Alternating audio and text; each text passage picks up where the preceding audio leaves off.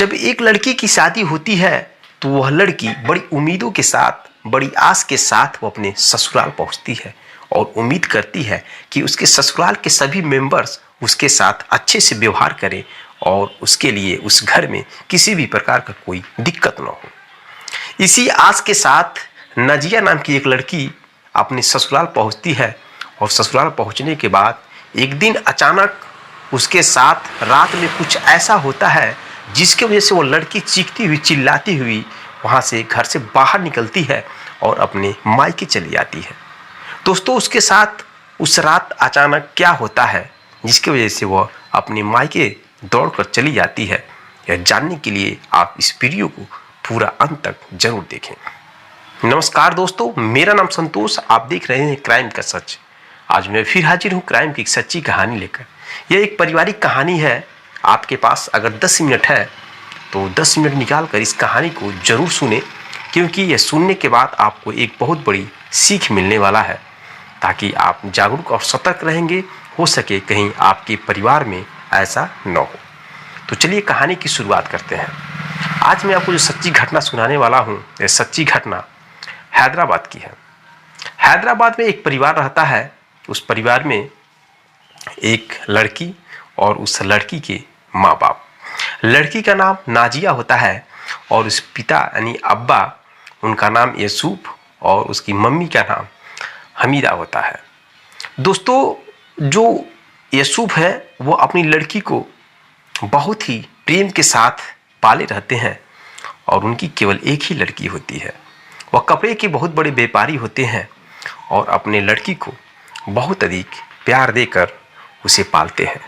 जैसा कि दोस्तों आप जानते हैं, जिस भी माता पिता के पास अगर एक औलाद हो तो वह उस एक औलाद के लिए कितना ढेर सारा प्यार देते हैं, हर एक इच्छा को उसको पूरा करते हैं, यह आप अनुमान लगा सकते हैं।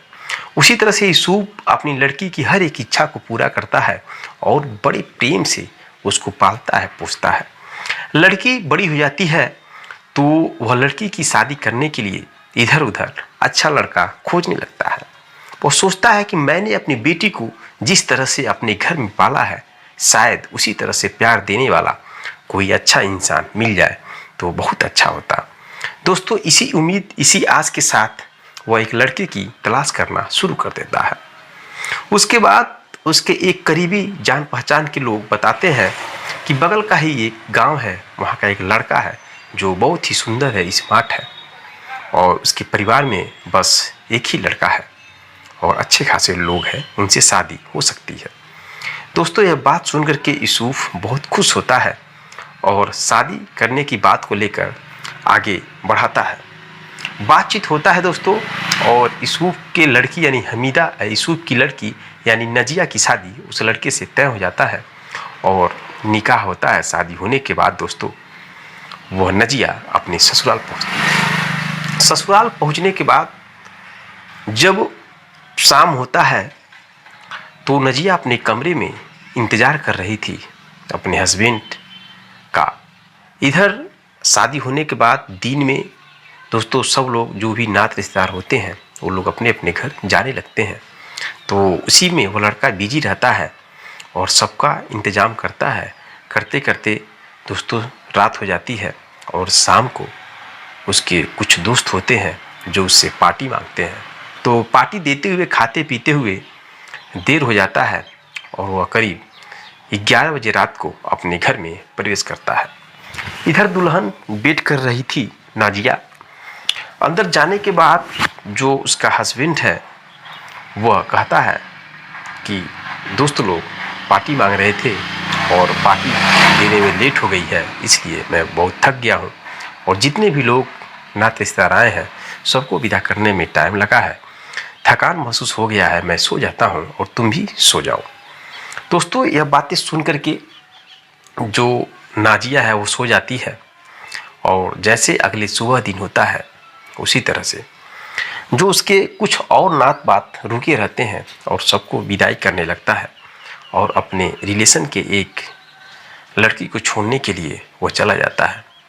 छोड़कर आता है तो घर पे बहुत सारे काम होते हैं, उन काम की वजह से उसे फिर थकान लग जाता है और जब अंदर पहुंचता है अपनी बीवी के पास, तो फिर वह कहता है कि आज भी मैं थका हूँ और सो जाओ और कल फिर बात करते हैं।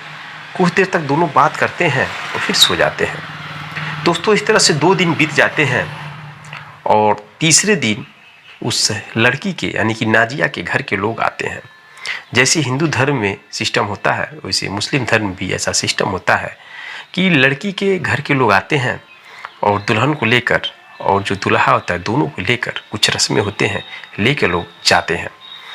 तो नजिया को और जो उसके पति दोनों को लेकर घर चले जाते हैं नजिया के मायके जाने के बाद दोस्तों वहाँ पे जो भी सिस्टम प्रक्रिया होता है उसके साथ उन नियमों को पालन लोग करते हैं।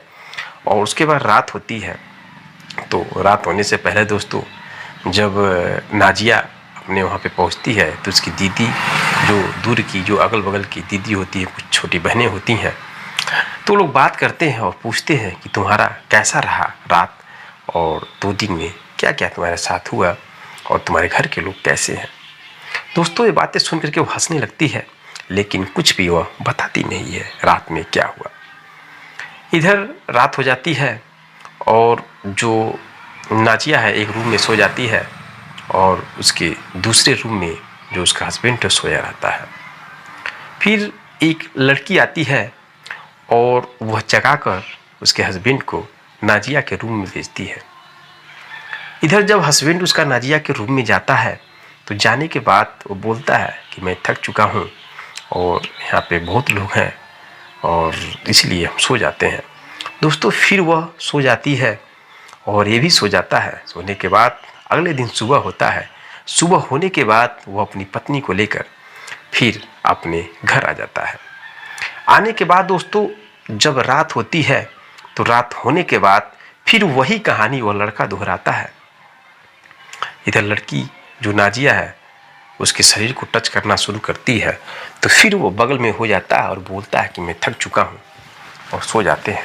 यह बातें सुनकर के नाजिया बहुत तेज़ी से गुस्सा होती है और पूछने लगती है कि आपके अंदर कोई कमी है, कोई दिक्कत है, आप किसी और लड़की से प्यार करते हैं, कोई बात है तो बताइए, आप मेरे साथ क्यों ऐसा कर रहे हैं, क्या मैं आपको पसंद नहीं हूँ। दोस्तों, यह बातें सुन करके वह लड़का कुछ बोलता नहीं है, लेकिन नाजिया के बहुत पूछने के बाद वो लड़का बोलता है, देखो मैं एक बात बता रहा हूँ, अगर मैं तुमसे जो भी बात बताऊँगा यह सुनने के बाद तुम मुझे छोड़कर यहाँ से भागोगी नहीं ना। ये बातें सुन के वो नाजिया पूछती है, क्या बात है बताओ। दोस्तों, वो लड़का बोलता है कि मैं तो ना लड़का हूँ और न ही लड़की हूँ।